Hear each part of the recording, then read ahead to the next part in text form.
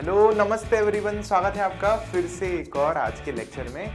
जैसा कि हम हमारे धड़कते हुए दिल के बारे में बात कर रहे हैं, तो उसी को हम लोग जो है आज अच्छे से रैप अप करने वाले हैं। जो भी हमने लास्ट लेक्चर में पढ़ा, वहाँ पर हमने देखा कि किस तरह से हमें ह्यूमन हार्ट का जो एक बेसिक स्ट्रक्चर है वो ड्रॉ करना है, एनाटॉमी को दिखाना है कहाँ पर क्या है, और किस तरह से बॉडी में जो है ब्लड जा रहा है और किस तरह से वापस जो है बाकी चीज़ें वापस हार्ट तक आ रही हैं, और एक सर्कुलेशन कैसे लंग्स से होकर के पूरा हो रहा है। उसमें अपन ने थोड़ा बहुत समझा था कि ना आर्टरीज़ क्या हैं, कैपिलरीज़ क्या हैं, वीन्स क्या हैं। फिर हमने थोड़ा बहुत ब्लड के बारे में भी समझा था। तो आज हम वो सारी चीज़ें लिखी हुई देखेंगे। अगर आपने इससे पिछला वाला लेक्चर नहीं देखा है ना, तो प्लीज़ आप जाकर के उस लेक्चर को पहले देख लो, फिर इसको अगर आप आकर के देखोगे तो बहुत अच्छे से रिविजन भी हो जाएगा और बहुत पक्के से आपको सब कुछ आ भी जाएगा। तो आ जाओ, देखो सबसे पहले ह्यूमन सर्कुलेटरी सिस्टम जो है उसमें कितने पार्ट्स होते हैं? 3 होते हैं। ये हम लोग पढ़ चुके हैं लास्ट क्लास में कि हार्ट होता है, ब्लड वेसल्स होती हैं, और वो वेसल्स में कौन कौन आती हैं? आर्टरीज आती हैं, कैपिलरीज आती हैं और वीन्स आती हैं। और उसके अलावा एक बात जो मैंने बताई थी कि हार्ट ऐसा बिल्कुल नहीं होता मेरे दोस्त ठीक है ना। फिर उसके बाद में क्या है कि सर्कुलेटरी मीडियम के बारे में भी हमने पढ़ा था। तो सर्कुलेटरी मीडियम ब्लड और लिम्फ है, इसके बारे में हमने केवल ये देखा था कि ये होता है। डिटेल में जो डिस्कशन है वो थोड़ा आज हम करेंगे इस लेक्चर में। लास्ट क्लास में केवल आपको बताया गया था। फिर इसके बाद आप यहाँ पर देखो, ऐसा एक हार्ट जो है हमारे बुक में हमें दिया है। तो हमने जो ड्रॉ किया था वो लगभग सिमिलर है। अगर आप देखेंगे तो जो हमने उल्टा क्वेश्चन मार्क एक ड्रॉ किया था, तो वो ये वाला पाइप है और ऊपर से उससे अलग अलग पार्ट्स में ब्लड भी जा रहा है। और जो हमने टी वाला पाइप ड्रॉ किया था वो ये वाला पाइप है। कहीं ना कहीं पर आप समझ पा रहे हो इस बात को।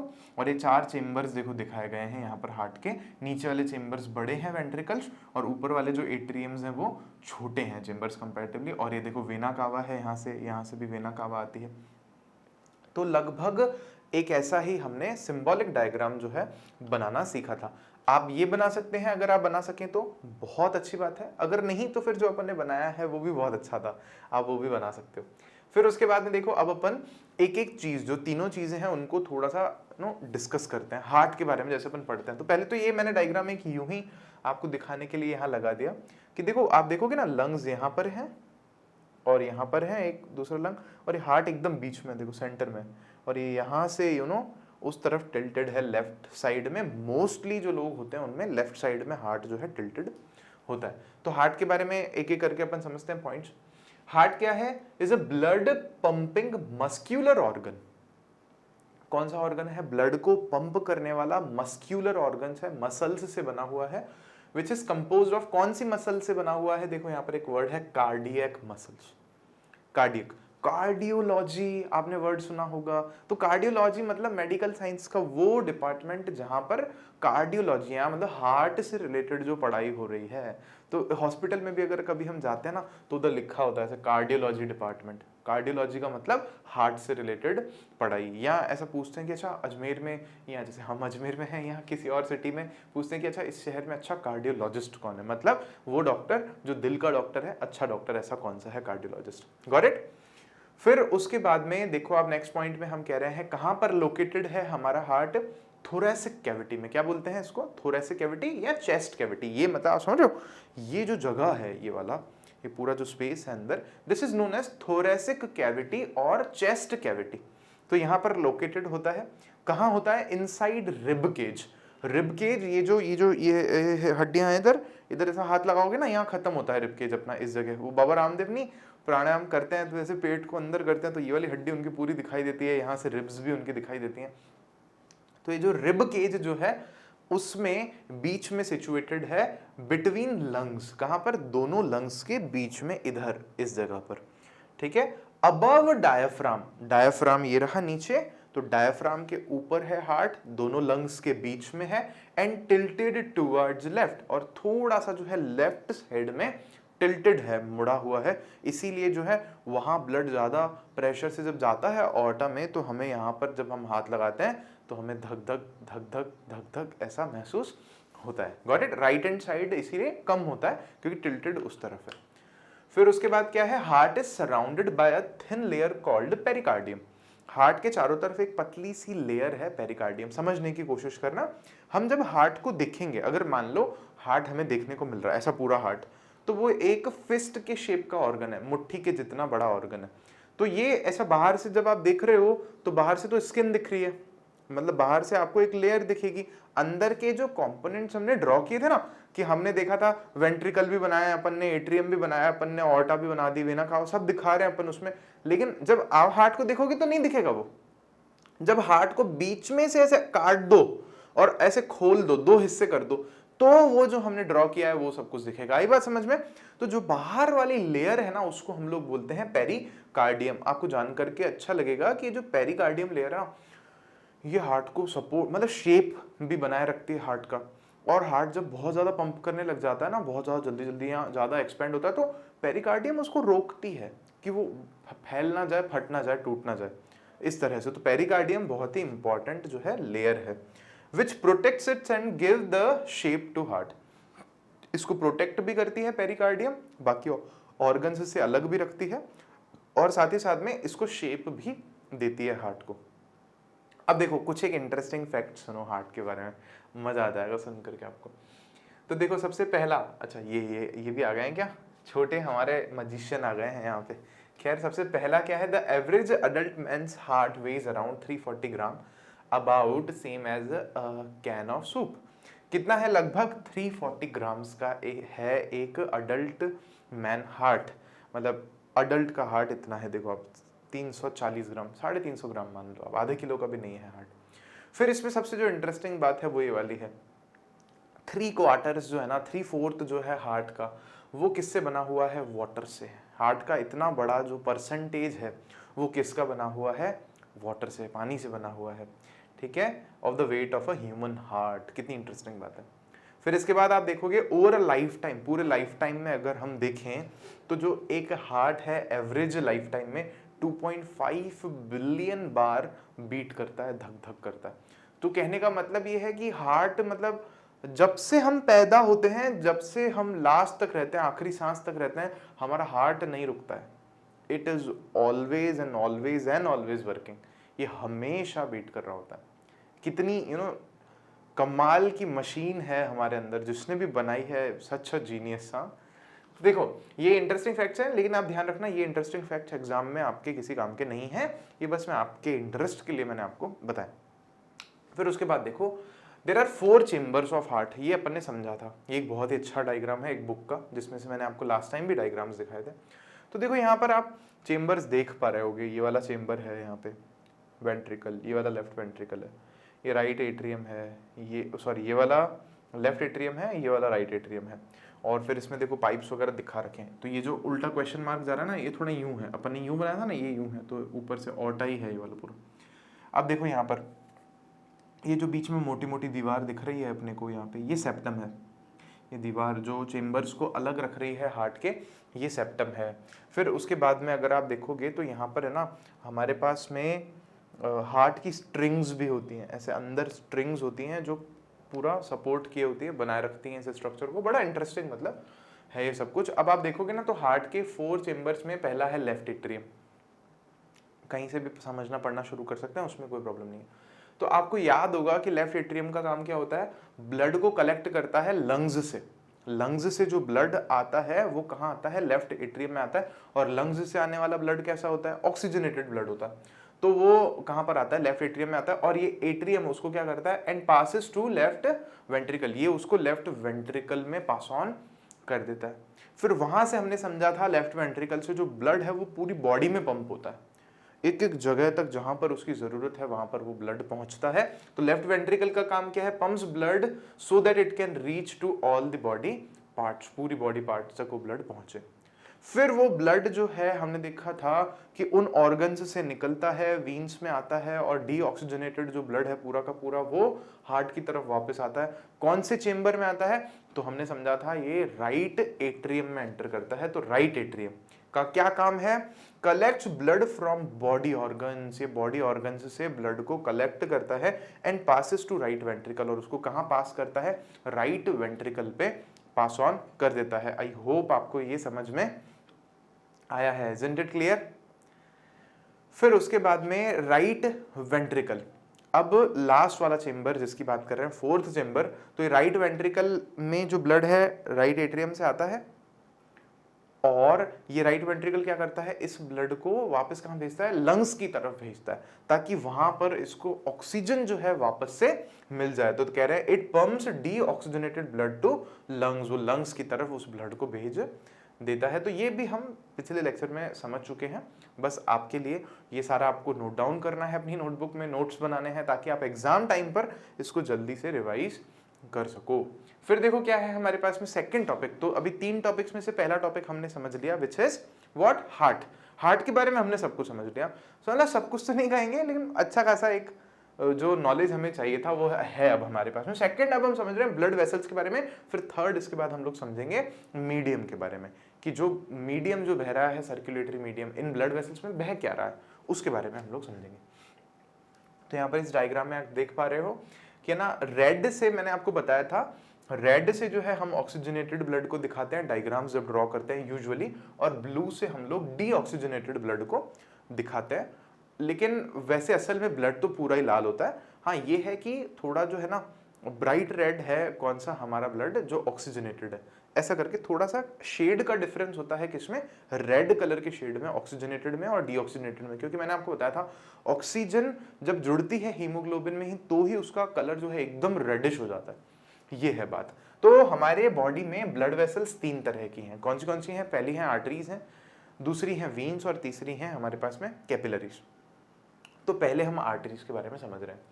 आर्टरीज वो ब्लड वेसल्स हैं जो क्या करती हैं, ब्लड को हार्ट से दूर ले जाती हैं बॉडी ऑर्गन्स की तरफ। ये डेफिनेशन आपको याद रखनी है। और प्लीज आप लोग ये मत लिखना एग्जाम में कि आर्टरीज कैरी ऑक्सीजनेटेड ब्लड, नहीं, ये गलत हो जाती है, क्योंकि एक्सेप्शन भी है। तो आपको डेफिनेशन क्या लिखनी है कि ये ब्लड को दूर ले जाती है हार्ट से to various organs of the body, अलग अलग ऑर्गन्स की तरफ बॉडी के, सिंपल। फिर आप ले जाना, the arteries have thick elastic walls because they help in the flow of high pressured blood coming from heart. जो आर्टरीज हैं उनकी वॉल्स कैसी हैं, थिक वॉल्स होती हैं। क्यों होती हैं थिक वॉल्स, ये मैंने आपको बताया था। क्या होता है, हमारे हार्ट से ना हाई प्रेशर में ब्लड निकलता है बाहर, मतलब हमारा हार्ट इतना जोर से पंप करता है कि मान लो आपके पास एक टेनिस बॉल है ना, तो वो टेनिस बॉल को आप पिचका दो, इतना जोर से पंप करता है। तो इतना जोर से जब ब्लड आगे जाता है ताकि पूरी बॉडी में पहुंच सके। तो जो पाइप है, जो आर्टरी है, वो मोटी होनी चाहिए ताकि उस प्रेशर को झेल सके। नहीं तो पता चले आर्टरी फट गई तो ह्यूमन की कुछ भी डेथ भी हो सकती है, कैन बी वेरी सीवियर। तो फिर उसके बाद क्या कह रहे हैं हम लोग कि आर्टरीज की थिक इलास्टिक वॉल्स है because they help in the flow of high pressured blood coming from heart. उनसे हाई प्रेशर वाला जो ब्लड आ रहा है हार्ट से वो पास होता है, इसलिए। अच्छा, फिर उसके बाद हमारे पास में सेकंड है, देखो क्या, वीन्स की बात अपन लोग कर रहे हैं। तो ये एक और हार्ट का डायग्राम बनाया है। देखो ये मैंने क्यों बनाया है, वैसे ये वाला जो है एकदम वैसा नहीं है। एंजियोग्राम एक चीज होती है, आपने एंजियोग्राफी सुना होगा। अगर किसी को हार्ट अटैक आ जाता है तो फिर डॉक्टर उनको एंजियोग्राफी करते हैं, देखते हैं कि ना उनके जो हार्ट है उसमें कितना ब्लॉकेज है या कितना कैसे है। तो उसमें एंजियोग्राम, आप नेट पे सर्च करना, आपका होमवर्क है ये वाला। एंजियोग्राम क्या होता है, एंजियोग्राफी क्या होता है, आप इसको समझना थोड़ा सा। तो हार्ट के ऊपर है ना हमें बहुत सारी ऐसे ब्लड वेसल्स जो हैं, कैपिलरीज जो हैं या बाकी जो ब्लड वेसल्स हैं वो दिखाई देती हैं। तो वो डायग्राम दिखाने के लिए बस मैंने आपको थोड़ा सा आइडिया देने के लिए इसको बनाया है। तो सेकंड है वीन्स हमारे पास में। वीन्स क्या करती हैं, what do they do, collect the blood from different organs and bring it back to the heart. हमने पढ़ा था कि वीन्स क्या करती हैं, बॉडी के अलग अलग ऑर्गन्स से जो ब्लड है उसको कलेक्ट करती हैं और उसको वापस हार्ट की तरफ ले आती है। अब देखना यहां पर समझते हैं अपन, आर्टरीज ले जाती हैं, वीन्स लेकर आती हैं। तो यूजुअली क्या होता है, मोस्टली क्या होता है, जो आर्टरीज में ब्लड है वो ऑक्सीजनेटेड है। लेकिन एक जगह पर एक्सेप्शन है, मतलब ये वाला पॉइंट हम लोग है ना थर्ड वाला यहां ऐड भी कर सकते हैं। इस जगह पे नीचे हम यहां पर एक और पॉइंट ऐड करके लिख सकते हैं। आप ये लिखना अपने आप से कि मोस्टली और usually arteries carry oxygenated blood, but एक एक्सेप्शन है हमारे पास में। कौन सा एक्सेप्शन है, पल्मोनरी आर्टरी। पल्मोनरी आर्टरी के लिए हमने देखा था कि वो हार्ट में से डीऑक्सीजनेटेड ब्लड को कहां ले जाती है, लंग्स की तरफ ले जाती है। तो वहां पर ब्लड कौन सा है, डीऑक्सीजनेटेड है वो भी आर्टरी। वो भी क्या कर रही है, ब्लड को दूर लेकर के जा रही है हार्ट से, गॉट इट। लेकिन कैसा है वो वाला ब्लड? डीऑक्सीजनेटेड ब्लड है। आई होप आपको ये वाली बात समझ में आई है।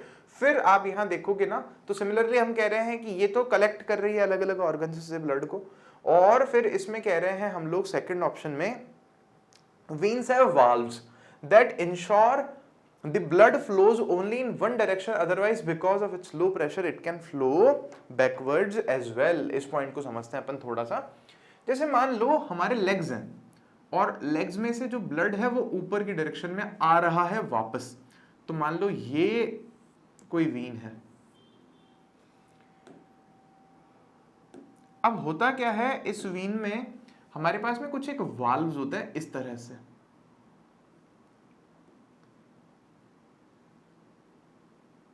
इस तरह से। तो ये जो वाल्व्स है ना, ये इंश्योर करते हैं कि जो ब्लड है, मैं ब्लू कलर से बना रहा हूं, डीऑक्सीजनेटेड ब्लड है, ऐसा मान लो कि ये ब्लड केवल इस डायरेक्शन में फ्लो कर पाए, और अगर वापस नीचे जाना चाहे, क्योंकि ग्रेविटी नीचे खींच रही है, तो ग्रेविटी के कारण अगर मान लो वो ब्लड नीचे जाना चाहे ना, तो क्या होता है, यहाँ पर हमारे पास में कुछ एक मसल्स होते हैं हमारी बॉडी में, वो इस वाल्व को ब्लॉक कर देते हैं और ये ब्लड जो है यहीं इकट्ठा हो जाता है। आई बात समझ में? तो ये वाल्व क्लोज भी हो सकते हैं और खुल भी सकते हैं, ताकि जो ब्लड है वो वापस नीचे की तरफ फ्लो ना कर जाए। समझना, हार्ट से तो जो ब्लड निकल के गया है वो बहुत सारे प्रेशर से गया है, तो वो ब्रेन तक भी पहुंच जाएगा।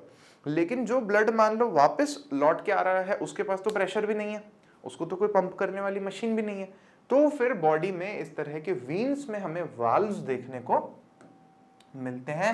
आई होप आपको वाली बात समझ में आई होगी, जो कि इंश्योर करते हैं कि ब्लड जो है ऑपोजिट डायरेक्शन में, रिवर्स डायरेक्शन में फ्लो ना करे, मतलब बैकवर्ड डायरेक्शन में वापस से ना जाए।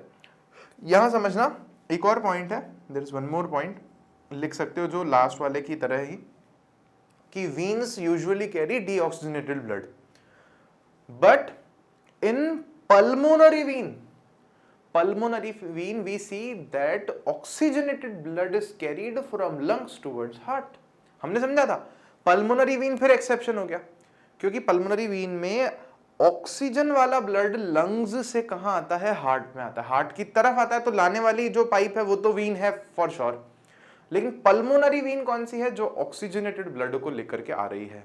आई होप आपको ये समझ में आ गया होगा। एग्जाम में एक क्वेश्चन पूछा जाता है, it's a very important question, that write down the difference between arteries and veins. ये हमारी बुक में भी दे रखा है क्वेश्चन। तो these are the 3 points which you should mention. Clear हो गया क्या आपको? बहुत सिंपल है, छोटा क्वेश्चन होता है, 2 मार्क्स का क्वेश्चन होता है, 1 मार्क का क्वेश्चन होता है, लेकिन पूछा जा सकता है। तो बढ़ रहे हैं आगे, हमारे पास में थर्ड है हमारे पास में कैपिलरीज। आप यहां पर देख पा रहे हो, आर्टरीज इस तरह से डिवाइड हो जाती हैं पतले पतले पाइप्स में, वो पतले पतले पाइप्स जुड़ करके वीन्स में कन्वर्ट हो जाते हैं। So these are known as what? Capillaries. ये जो बीच वाला है ये क्या कहलाता है? कैपिलरी कहलाता है। तो यहां पर देखो कैपिलरीज क्या है। कैपिलरी मैंने आपको बहुत बताया था, इंटरेस्टिंग नाम है अपने आप में। कैपिलरी को हिंदी में हम लोग कहते हैं केशिका। आप बोलोगे सर हिंदी में क्यों बता रहे हो?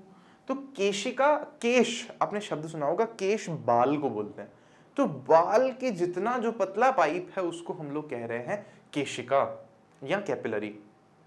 These are narrow, very narrow, बहुत पतली हैं, थिन वॉल्ड। इनकी जो वॉल होती है कैपिलरीज की, मतलब जो पाइप की जो दीवार है वो सिंगल सेल की बनी हुई होती है, मतलब बहुत पतली वॉल होती है। Blood vessels between arteries and veins, मतलब ये क्या है? बहुत ही पतली थिन वॉल वाली जो है, सिंगल जो सेल है इनका, जो वॉल का, ऐसी वेसल्स हैं किसके बीच में? आर्टरीज और वीन्स के बीच में मौजूद ऐसे पाइप हैं, ये इतने पतले पतले। फिर कह रहे हैं हम लोग, exchange of material between the blood and surrounding cells takes place across these vessels. कह रहे हैं exchange of material between the blood, मतलब ब्लड से जो मटेरियल एक्सचेंज हो रहा है। Getting it? मतलब हम लोग क्या कर रहे हैं कि जो जैसे ऑक्सीजन हमने ले रखा है तो वो ब्लड में डिसॉल्व हो गया है, अब वो ब्लड उसको ऑर्गन्स के पास देने गया है, तो अलग अलग सेल को क्या करेगा? ब्लड ऑक्सीजन दे देगा, उनसे कार्बन डाइऑक्साइड ले लेगा, जो डाइजेस्टेड फूड है उनको दे देगा, उनसे जो बाकी कचरा पट्टी है वो ले लेगा। तो ये सारा किसके थ्रू होता है? इनकी वॉल्स के थ्रू होता है, क्योंकि वो बहुत पतली है, वो सेमी परमेबल होती है, वो डिफ्यूजन हो जाता है वहां पर इजीली।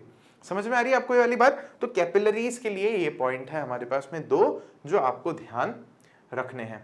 आई होप यहाँ तक आपको समझ में आया है। अब अपन आगे भी बढ़ सकते हैं। अब यहाँ थोड़ा सा रुकना पड़ेगा और यहाँ हो सकता है टॉपिक थोड़ा सा नया सा ही लगे आपको, लेकिन पढ़ना तो है ही, आ जाओ क्या। तो थर्ड हमारे पास में जो लास्ट टॉपिक है इस पार्ट का, इस टॉपिक का, वो अपन पढ़ रहे हैं अब, वो क्या है, सर्कुलेटरी मीडियम। हमसे सिंपल में पूछे क्या बह रहा है नसों में, क्या बह रहा है, खून जोश है जवानी का नसों में, ऐसा बोलते हैं बड़े लोग, पता नहीं क्या क्या बोलते हैं, लेकिन हमें उसको थोड़ा सा इन डेप्थ समझना है कि ब्लड क्या। तो पहले तो हम समझें कि हमारे शरीर में जो भी बह रहा है वो सर्कुलेटरी मीडियम कहलाता है। अब इस मीडियम के दो मेजर कंपोनेंट्स हैं हमारे पास में। पहला कंपोनेंट है ब्लड। पहला कंपोनेंट क्या है, यहाँ ध्यान दो आप लोग, इट्स ब्लड। दूसरा कंपोनेंट क्या है हमारे पास में, लिम्फ। हमें दोनों के बारे में ही थोड़ा थोड़ा आइडिया होना चाहिए। अब देखना, ये जो मैंने यहां पर लिखा है इसके बारे में हमारी 10th की बुक में नहीं दे रखा है। उन्होंने ऐसा लिखा है, इसके बारे में तो आप लास्ट ईयर पढ़ चुके हैं और आपको याद है, हम ऐसा मान करके चल रहे हैं, मतलब एनसीईआरटी बुक के राइटर्स मान करके चल रहे हैं, जो आपने 9th में पढ़ा था वो आपको याद है। और मैं ऐसा मान करके चल रहा हूं कि आपने पढ़ा था लेकिन आप भूल गए हो, तो मैं वापस पढ़ा रहा हूं आप लोगों को थोड़ा सा, ठीक है। हमारी बुक में हमें क्या क्या पढ़ना है, 10th में हमें पढ़ना है लिम्फ के बारे में और हमें पढ़ना है ब्लड प्लेटलेट्स के बारे में। इन दो चीजों के बारे में हमें पढ़ना है। बाकी जो चीजें मैं आपको बता रहा हूं वो थोड़ा सा जनरल अंडरस्टैंडिंग दे रहा हूं मैं आपको। तो दो पार्ट्स में डिवाइड किया हमने। पहला है ब्लड, तो ब्लड के बारे में पहले समझ लेते हैं। ये क्या है, फ्लूइड कनेक्टिव टिश्यू। ये हमारी एनसीईआरटी की बुक में भी लिखा हुआ है, blood is a fluid connective tissue. Connect कर, जोड़ने वाला टिश्यू है पूरी बॉडी को। और किस फॉर्म में है ये टिश्यू, ये टिश्यू फ्लूइड फॉर्म में है, मतलब बह सकता है ये, जबकि बाकी जैसे मान लो टिश्यूज हैं बॉडी के वो फ्लूइड फॉर्म में नहीं है। Got it. फिर उसके बाद कह रहे हैं कि जो ब्लड है इसका पीएच अप्रोक्सीमेटली 7.4 होता है। पीएच क्या होता है, आप में से फिर कुछ एक लोग क्वेश्चन करेंगे तो उनका आंसर बेटा ये है, pH stands for power of hydrogen. अब भी आप केवल इतना याद रखो, अगर पीएच की वैल्यू 7 होती है तो न्यूट्रल होता है, 7 से कम होती है तो वो एसिडिक होता है, 7 से ज्यादा होती है तो वो बेसिक होता है या एल्कलाइन होता है। तो कहने का मतलब है जो हमारा ब्लड है वो कैसा है नेचर में, बेसिक नेचर का है या एल्कलाइन नेचर है इसका। ये एसिड और बेस क्या है ये हमें एक चैप्टर में केमिस्ट्री में पूरा पढ़ना है। अब अभी बस इतना सा ध्यान रखो। फिर इसके बाद में अगर हम देखें तो ब्लड के अगेन दो पार्ट्स होते हैं। एक पार्ट होता है प्लाज्मा और दूसरा पार्ट है हमारे पास में ब्लड सेल्स। तो आपने अभी सबने सुना होगा कोरोना में प्लाज्मा डोनेशन की बात चल रही है बहुत ज्यादा, तो वो ये रहा प्लाज्मा। मतलब हमारे जो ब्लड बह रहा है ना अंदर, उसमें दो चीजें हैं, 55% प्लाज्मा है और 45% जो है उसमें ब्लड सेल्स हैं, ठीक है। तो एक चीज मैं आपको बताऊं कि जो ब्लड है एक अडल्ट मेल में या फीमेल में, अडल्ट ह्यूमन में कितना होता है ये ब्लड, तो मैं यूं कहूंगा ये कुछ होता है 4.7 लीटर से लेकर के 5.5 लीटर्स तक। लेकिन चलो अपन ऑन एन एवरेज जो है 5 लीटर्स मान लेते हैं, ठीक है। ऑन एन एवरेज 5 लीटर एक ह्यूमन बॉडी में जो है ब्लड होता है। अब इस ब्लड में क्या है वो देख रहे हैं अपन। 55% इसका क्या है हमारे पास में, प्लाज्मा। मतलब मान लो अगर हमारे पास में 10 लीटर ब्लड है बॉडी, मान लो फॉर एग्जाम्पल, तो 10 लीटर में से 5.5 लीटर हमारे पास में क्या होगा, प्लाज्मा होगा। और उस प्लाज्मा में क्या क्या है वो देखो। ये प्लाज्मा कैसा है, येलोइश लिक्विड है और इसमें 91 से लेकर के 92% तक वाटर है। मतलब जो 5.5 लीटर प्लाज्मा है, अगर 10 लीटर ब्लड है मान लो एक किसी बॉडी में, तो उसमें से 5.5 लीटर प्लाज्मा और उसमें से भी उसका 92% तक वाटर है। मतलब लगभग उस पूरे 10 लीटर में से 4 लीटर जो है पानी है। हमारे ब्लड में कितना बड़ा कंपोनेंट पानी का है ये समझो आप। और 8 से 9% उसमें सॉलिड्स हैं। अच्छा, ये सॉलिड्स का क्या मतलब है यहाँ पर, ये ऑर्गेनिक एंड इनऑर्गेनिक कंपाउंड्स है। मतलब इसमें हो सकता है हार्मोन्स हो, इसमें हो सकता है प्रोटीन्स हो, विटामिन हो, ग्लूकोज हो, या हो सकता है फ्रक्टोज हो, सुक्रोज हो, या ये जो चीज़ें जो हमने डाइजेशन के लिए गई बॉडी में, या हो सकता है कि जो मान लो कार्बन डाइऑक्साइड का कुछ एक अमाउंट हो इसमें, या हो सकता है कि जो हमारे वेस्ट सिक्रीट हुआ है बॉडी में, जो हम पढ़ेंगे एक्सक्रीशन में, तो वो वेस्ट मटेरियल भी इस ब्लड में होकर के बह रहा हो। तो ये सब कुछ इसमें रहता है। क्लियर हुई आपको ये वाली बात। बाकी 45% उसमें से क्या है हमारे पास में, ब्लड सेल्स है। मतलब अगर 10 लीटर किसी बॉडी में हम मान रहे हैं कि ब्लड हो तो उसमें से 4.5 लीटर हमारे पास में क्या होता है, ब्लड सेल्स होते हैं। और ब्लड सेल्स फिर 3 तरह के होते हैं, ये आई एम श्योर आपको पता होगा। कौन से हैं? Red blood cells RBCs, W blood cells WBC जिसको बोलते हैं हम लोग, व्हाइट ब्लड सेल्स, या इनको ब्लड सेल्स नहीं ब्लड कॉर्पसल्स भी बोलते हैं और आजकल ब्लड सेल्स भी बोलते हैं। और तीसरा है हमारे पास में ब्लड प्लेटलेट्स। इसके बारे में तो हमें पढ़ना है थोड़ा सा। इन दोनों के बारे में मैं बेसिक आइडिया आपको दे देता हूँ। कहते हैं हमें ब्लड डोनेट करना चाहिए क्योंकि जो हमारी आरबीसीज हैं वो 120 डेज में नहीं बन जाती है। तो मतलब 120 डेज, 4 महीने में ये आरबीसीज जो है रेड ब्लड सेल्स नए बनने लग जाते हैं, पूरे पुराने मर जाते हैं। डब्ल्यूबीसीज की एज कम होती है, 10-20 दिन के आसपास होती है, नए नए बनते रहते हैं।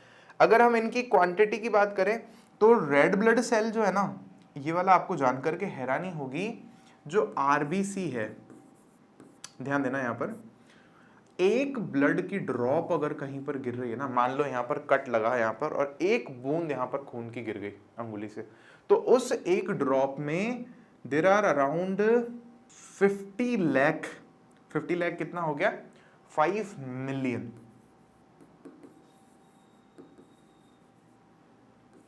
सेल्स, मतलब रेड ब्लड सेल्स। एक ड्रॉप ऑफ ब्लड में लगभग 50 लाख या उससे भी ज्यादा रेड ब्लड सेल्स हैं। और ऐसा क्यों? क्योंकि ये जो आरबीसी है ये हमारी बॉडी का सबसे छोटा सेल है, ऐसा हम कह सकते हैं, स्मॉलेस्ट सेल है ये। अच्छा, वैसे स्मॉलेस्ट सेल में थोड़ा झगड़ा है। स्मॉलेस्ट सेल स्पर्म सेल को भी बोलते हैं, मेल स्पर्म सेल को भी, और इसको भी बोलते हैं। अच्छा, कैसे, कौन है फिर इनमें से? यूं समझ लो, छोटा सा बताया ही है तो मैं बताता हूँ। ये है हमारा रेड ब्लड सेल और इस तरह से होता है स्पर्म सेल। अगर हम लोग ऐसे देखें, यू नो, विड्थ वाइज या लेंथ वाइज अगर हम देखें तो सबसे छोटा कौन है? रेड ब्लड सेल है। लेकिन अगर हम वॉल्यूम वाइज देखें कि कौन किसका वॉल्यूम सबसे कम है, तो वॉल्यूम फिर स्पर्म सेल का सबसे कम होता है। तो दोनों में थोड़ा सा झगड़ा चलता रहता है, लेकिन हमसे इन जनरल पूछे तो हम आरबीसी कह सकते हैं।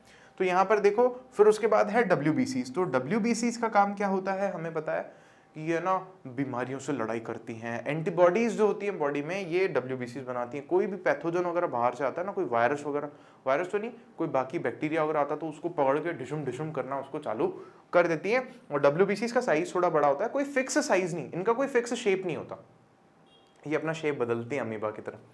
तो ये कुछ एक इंटरेस्टिंग बातें बता दी मैंने यहाँ तक आपको, जो कि हमारे एग्जाम में हमसे नहीं पूछी जाएंगी।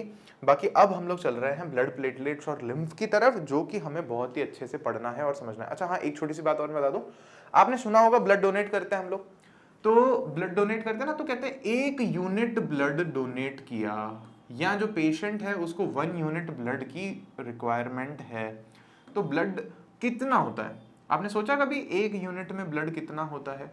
तो देयर इज अराउंड, कोई फिक्स यूनिट नहीं है, but there is around 500 millilitre of blood. 450 से ज्यादा होता है। लगभग आधा लीटर ब्लड जो है एक बार में 1 यूनिट अगर हम कह रहे हैं तो डोनेट होता है।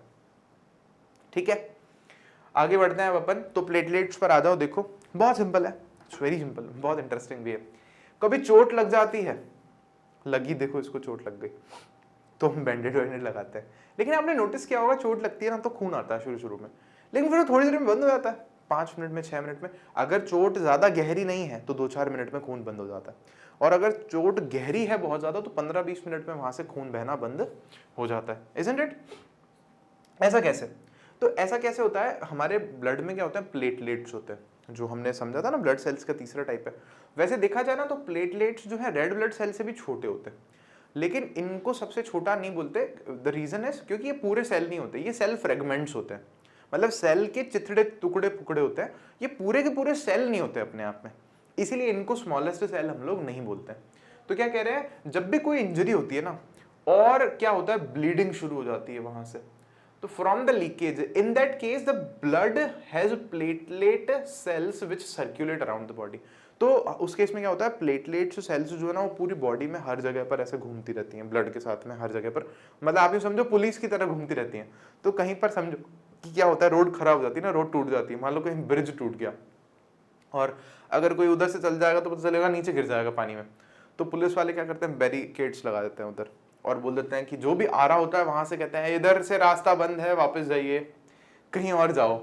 तो सिमिलरली हम यहाँ पर क्या कह रहे हैं कि प्लेटलेट्स पुलिस वालों की तरह घूम रही होती हैं, फिर जहां पर ये देखती है ना लीकेज हो गया है, खून निकल रहा है शरीर के बाहर, तो वहीं पर खड़ी हो जाती हैं, वहीं पर ऐसे थक्का जाम कर देती हैं, चक्का जाम कर देती हैं, ब्लड को क्लॉट बना देती हैं और खून को आगे वापस भेज देती है कि चलो चलो चलो यहाँ से रास्ता बंद है, तो ये ब्लीडिंग को रोक देती है। Got it? Which circulate around the body and plug, क्या करती है? प्लग कर देती है the leakage by helping the blood to clot at the point of injury. मतलब क्लॉट बना देती है। क्लॉट का मतलब क्या होता है? थक्का बना देती है। आपने देखा होगा चोट जहां लगती है ना वहां ब्लैकिश थोड़ा सा ऐसे डार्क डार्क हो जाता है बाद में, तो वो क्या है? वो इसके कारण होता है, तो क्लॉट बन जाता है और वहां से फिर ब्लड जो है वापस लौट जाता है, उस तरफ नहीं आता, बाहर नहीं आता। ऐसा कैसे होता है? इसमें ना काफी सारा फिब्रिनोजेंस होते हैं, वो एयर के जब कांटेक्ट में आते हैं तो वो कुछ रिलीज करते हैं, और ये थोड़ा कॉम्प्लिकेटेड प्रोसेस होता है जो कि आप हायर स्टडीज में पढ़ोगे नो डाउट, बट हमारी बुक में ये एक पैराग्राफ दे रखा है और ये आपको ध्यान रखना है। It is an important one, important है ये वाला, you must take care of this. ठीक है, प्लेटलेट्स को याद रखना है बेटा, और ये क्या काम करती हैं? ब्लड क्लॉटिंग का काम करती हैं, ये आपको याद होना चाहिए। Got it? इसके बाद में है हमारे पास में लिम्फ। तो लिम्फ के लिए भी देखो मैंने एक डायग्राम दिखाया है आपको, हमारी बुक का नहीं है diagram, don't worry at all. तो ये डायग्राम में आप देख पा रहे हो ना कि जैसे हमारी बॉडी में, अब पहले चलो मैं आपको थोड़ा बता दूं, लिम्फ ना अलग ही चीज है। ब्लड मतलब जैसे ब्लड, आर्टरीज, वीन्स, कैपिलरीज है ना, ये अलग चल रहा है। तो एक तो सिस्टम ये वाला है, ब्लड वाला, ब्लड सर्कुलेशन हो रहा है हमारी पूरी बॉडी में। सिमिलरली लिम्फ सर्कुलेशन भी हो रहा है। तो लिम्फ के लिए लिम्फ कैपिलरीज हैं, अलग अलग तरह के वेसल्स हैं, फिर वो अलग जगह इकट्ठे होते हैं, लेकिन फाइनली वो ब्लड में आकर के मिल जाते हैं। अच्छा, अब ये लिम्फ है क्या? ये लिम्फेटिक सिस्टम है। वैसे इसको क्या बोलते हैं हम लोग? Lymphatic system. जैसे ब्लड के लिए अलग सिस्टम है हमारे पास में पूरा, तो वैसे ही लिम्फेटिक सिस्टम है, लिम्फ वेसल्स हैं उसी तरह से हमारी बॉडी में। लेकिन अब आप यहाँ पर समझना लिम्फ है क्या चीज, पहले तो वो समझो। तो देखो होता क्या है कि है ना, जब जो कैपिलरीज हैं वो क्या करती हैं, एक एक सेल से जो टिश्यू है अलग अलग, उनको जब वो ऑक्सीजन दे रही होती हैं, कार्बन डाइऑक्साइड ले रही होती हैं, डाइजेस्टेड फूड दे रही होती हैं, जो वेस्ट मटेरियल है वो ले रही होती हैं, तो उस बीच में क्या होता है कि है ना, टिश्यूज में बीच में ना इंटर जो है स्पेस होता है, इंटर सेल्यूलर स्पेसेस होते हैं। मतलब एक टिश्यू में क्या है, बहुत सारे सेल्स हैं, ये सेल, ये सेल, ये सेल, ये सेल, ये सेल, ये सेल, तो उन सेल्स के बीच में खाली जगह भी होती है टिश्यूज में। तो अब क्या होता है, जब कैपिलरीज से लेना देना चल रहा होता है तो कुछ एक सामान जो है गिर जाता है बीच में, वो जो इंटरसेल्यूलर स्पेसेस हैं टिश्यूज में, उनमें वो चीजें गिर जाती हैं काफी सारी। तो वो जो गिरता है ना, वो अब वो जैसे मान लो क्या होता है कि ना, छोटी छोटी नालियां हैं, अलग से पानी इकट्ठा हो रहा है उनमें, तो वो हो रहा है, अब उसको कहीं ना कहीं तो भेजना पड़ेगा, कहीं ना कहीं तो सेटल करना उसको पड़ेगा, तो वो इंटरसेल्यूलर स्पेसेस में आ जाता है इन टिश्यूज में। जो भी कौन सा फ्लूइड हो रहा है, लीक हो रहा है। Got it? तो उसी को हम लोग क्या बोलते हैं? लिम्फ बोलते हैं। फिर आप यहां पर देखो, इट इज सिमिलर, ये किसके जैसा होता है? प्लाज्मा के जैसा होता है, लेकिन कलरलेस है, इसमें कोई कलर नहीं होता। प्लाज्मा जैसा है, it is similar to plasma, but it is colourless. Colourless है और इसमें प्रोटीन का अमाउंट जो है वो कम होता है, प्लाज्मा में प्रोटीन का अमाउंट कंपैरेटिवली जो है ज्यादा होता है। आगे देखो, lymph drains into lymphatic capillaries. Lymph जो है, अब ये जो लिम्फ है इकट्ठा हो गया है इंटरसेल्यूलर, सेल्यूलर स्पेसेस के बीच में, अलग अलग जो जगह हैं वहां पे, अब इसको कहीं इकट्ठा करना पड़ेगा और कहीं ठिकाने लगाना पड़ेगा। तो ये सारा पतली पतली पाइप्स में वहीं पर इकट्ठा हो जाता है, और उन पाइप्स को हमने बोल दिया लिम्फेटिक कैपिलरीज। ऐसा फ्रॉम द इंटरसेल्यूलर स्पेसेस, उन इंटरसेल्यूलर स्पेसेस में से ये कैपिलरीज में चला आता है। कौन सी कैपिलरीज? Lymphatic capillaries. फिर वो जुड़ती हैं कैपिलरीज और क्या बनाती हैं? लार्ज लिम्फ वेसल्स वो बनाती हैं, बड़ी बड़ी लिम्फ वेसल्स वो बनाती हैं। और फाइनली ये जो सारा है आया तो ब्लड में से ही है, जाना ब्लड में ही चाहिए था कायदे से, तो फाइनली सारा का सारा जो है बड़ी वीन्स में जाकर के खुल जाता है, लार्जर वीन्स में जाकर के खुल जाता है, मतलब फाइनली जाकर के ब्लड में वापस से डिसॉल्व हो जाता है। आई होप आपको ये चीज भी समझ में आई होगी। और एक छोटी सी बात है यहाँ पर, लिम्फ में क्या क्या होता है? डाइजेस्टेड और अब्सॉर्ब्ड फैट ट्रेवल करता है, डाइजेस्टेड फैट और absorbed fat from intestine and drains excess fluid from extracellular spaces back into the blood। जो भी एक्स्ट्रा हमारे पास में जो एक्सेस फ्लूइड है, जो भी ज्यादा फ्लूइड है, मतलब क्या क्या है देखो इसमें मेनली कह रहे हैं डाइजेस्टेड फैट और अब्सॉर्ब्ड फैट। हमने पढ़ा था स्मॉल इंटेस्टाइन में फैट अब्सॉर्ब होता है है ना, और यहाँ डाइजेस्टेड जो फैट है वो भी अब्जॉर्ब हो ही रहा है, तो वो बेसिकली ट्रेवल किस में करता है, फैट वो लिम्फ वेसल्स में करता है। तो यहाँ एक ऑब्जेक्टिव क्वेश्चन बनता है कि फैट जो है किन में ट्रेवल करता है, 4 ऑप्शन आपको दे देगा, तो हमारा आंसर वहां पर क्या होना चाहिए, लिम्फ। और साथ ही साथ में अगर कोई एक्सेस फ्लूइड है, कोई ज्यादा फ्लूइड है जो इधर उधर चला गया है बॉडी में, वो भी लिम्फ वेसल्स में इकट्ठा हो जाता है, लिम्फ का हिस्सा बन जाता है, और फाइनली वो आकर के वीन्स में उसको छोड़ देते हैं, और वीन्स जो है वापस से उसको ब्लड में पूरा मिक्स करके और वापस से सर्कुलेटरी सिस्टम में उसको चलाती हैं। तो ये भी एक छोटा सा टॉपिक है लिम्फ का जो हमारी बुक में दे रखा है, और छोटा मोटा क्वेश्चन यहाँ से 1 आध नंबर का बनने के चांसेस रहते हैं। तो अब देखो क्या है हमारे पास में, अब तक जो हमने जो भी कुछ पढ़ा है उसको हम लोग रिवाइज कर लें। तो उसके लिए हमारे पास बुक में क्या है, स्केमेटिक रिप्रेजेंटेशन है of transport and exchange of oxygen and carbon dioxide. मतलब हमें एक डायग्राम बनाना है जो कि क्या है, एक स्केमेटिक डायग्राम है। तो ये डायग्राम आपको दिख रहा है यहाँ पर, स्केमेटिक डायग्राम। स्केमेटिक का मतलब क्या होता है कि एग्जैक्ट नहीं, बस वो डायरेक्शंस हमको दिखा रहा है, एक तरह से फ्लो चार्ट हो गया। तो हो सकता है एग्जाम में आपको बोले draw a schematic diagram of human circulatory system, तो आपको वो वहां पर ये वाला डायग्राम बना करके आना है। अच्छा, इसको बना, ये बुक में ऐसा दे रखा है, हम थोड़ा सा इसको अलग करके भी बना सकते हैं। तो आ जाओ अपन इसको एक काम करते हैं, बना लेते हैं। तो देखो अब हम, भले ही जरूरी नहीं है जैसा हमें बुक में दे रखा है वैसा हार्ट बनाए, हम थोड़ा सा स्केमेटिक डायग्राम है इसको अपने हिसाब से बना सकते हैं। तो सबसे पहले आप क्या कर सकते हो, ऐसे एक हार्ट बना सकते हो जो कि कैसा है, रेक्टेंगुलर है, और इसके 4 चेम्बर्स बना सकते हो। अब 4 चेम्बर्स में से अंडरस्टूड है हमें कि ये है हमारे पास में लेफ्ट एट्रियम, ये है हमारे पास में लेफ्ट वेंट्रिकल, ये है हमारे पास में राइट एट्रियम, और ये है हमारे पास में राइट वेंट्रिकल, इजंट इट। तो ऐसा बना सकते हैं, क्योंकि वो भी एग्जैक्ट कोई डिटो डायग्राम नहीं है जैसा कि हमारी बुक में फिगर होता है, मतलब हमारी बॉडी में होता है ऑर्गन, वैसा फिगर नहीं होगी। तो सबसे पहले चलो अपन यहाँ से शुरू करते हैं। मान लो तो हम लोग एक काम करते हैं, रेड कलर से ही दिखाते हैं कि जो ब्लड है यहाँ से हमारी बॉडी की तरफ जाता है, और बाद में जाकर के वो पतली पतली कैपिलरीज में जो है डिवाइड हो जाता है। तो ये ले जाने वाला पाइप जो है इसका नाम क्या है हमारे पास में, ऑर्टा।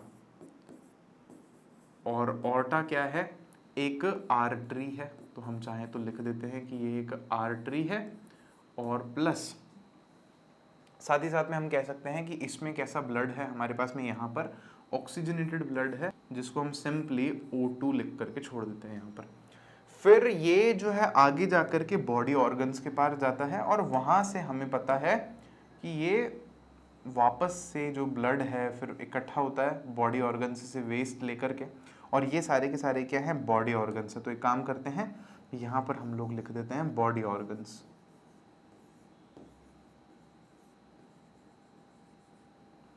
और ये ब्लड है, ये यहाँ से वापस आता है, कहाँ आता है आप सबको याद होगा, राइट एट्रियम में आता है। और ये लाने वाले जो पाइप हैं, ये कौन सा पाइप है, इसको हम लोग वेना कावा कह सकते हैं। और बहुत सिंपल सी बात है, वेना कावा भी क्या है, वीन है।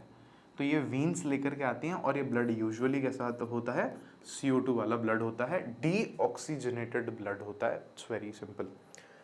इसके आगे आप ही बता दो कहाँ जाएंगे अब अपन, हम लोग अब जाएंगे कैसा ब्लड लेकर, डीऑक्सीजनेटेड ब्लड लेकर। कहाँ से, ये ब्लड यहाँ से वाल्व से होते हुए कहाँ जाएगा, राइट वेंट्रिकल में जाएगा। राइट वेंट्रिकल इस ब्लड को पुश करता है, वापस पुश करता है, कहाँ पुश करता है, इसको मैं यूँ जंप करा के ले जा रहा हूँ ताकि समझ में जाए, उस पाइप से कोई कनेक्शन नहीं है, और इसको ले जाता है लंग्स में। कहाँ पर ले जाता है, लंग्स में। तो अब अपन लंग्स भी बना देते हैं, मैं ऑरेंज कलर के लंग्स बनाता हूँ यहाँ पे, ठीक है। इस तरह से हम लंग्स दिखा सकते हैं, 2 लंग्स हैं हमारे पास में।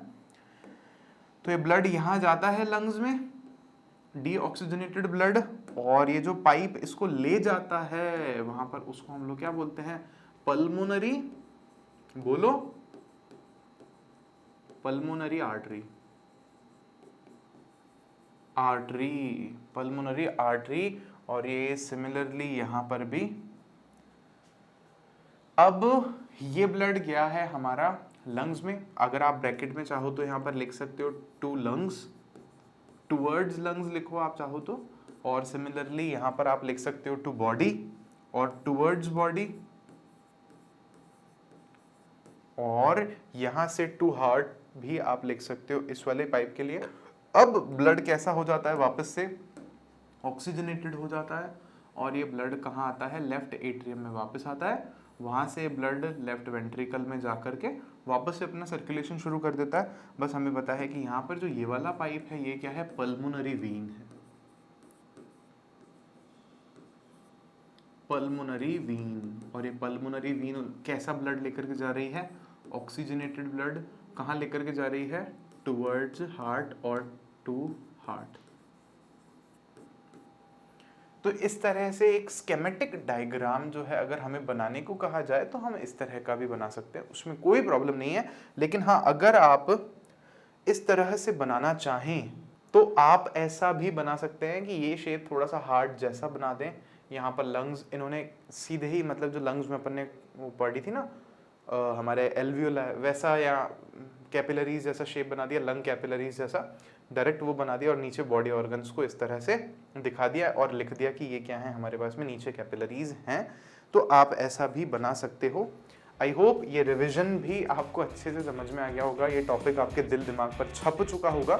तो अपन मिलते हैं, फिर एक काम करते हैं आपसे नेक्स्ट लेक्चर में, और फिर अपन वहाँ देखेंगे कि प्लांट्स में फिर ये सर्कुलेशन जो है किस तरह से होता है। तब तक के लिए thank you so much. Video को देखिए, कोई डाउट हो तो हम तक ज़रूर से पहुँचाइए, कोई रिव्यू हो तो वो भी ज़रूर से पहुँचाइए।